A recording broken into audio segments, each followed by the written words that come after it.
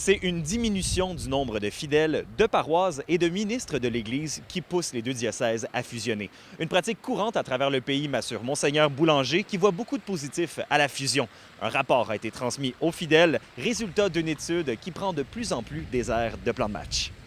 Mais c'est plus quand des changements au niveau des bâtiments, je dirais, puis c'est sûr, puis au niveau de l'emplacement des équipes diocésaines. Mais en même temps, je pense que vous avez vu dans le rapport que le comité recommandait d'aller de l'avant avec la création du nouveau diocèse. Des exemples qu'on a de d'autres diocèses qui sont regroupés, souvent ça les aide au niveau de la mission pour sentir qu'ils sont plus nombreux, sont plus solidaires, les ressources sont meilleures, puis tout ça, là, avec, à un moment donné, il y a des avantages. La cathédrale d'Amos demeurera la cathédrale officielle du futur diocèse d'Amos-Rouyn-Noranda. Le choix de conserver le statut de la cathédrale d'Amos allait de soi, selon Monseigneur Boulanger.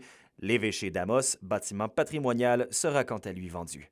C'est sûr qu'il y a le sacrifice de Amos, il y a l'évêché qu'on va disposer, qu'on va se retrouver dans des locaux plus petits. Alors ça, c'est un changement. Et aussi, on est soucieux de ce que ça va devenir aussi par la suite, là, avec c'est le patrimoine de la région aussi. Au niveau des bureaux, c'est surtout l'avantage d'être voisin du centre diocésain où sont les salles. Alors, on se retrouve à faire en quelque sorte tout un complexe là, qui va pouvoir être commode, je pense, pour nos activités. Il y aurait plus de 140 000 catholiques en Abitibi-Témiscamingue.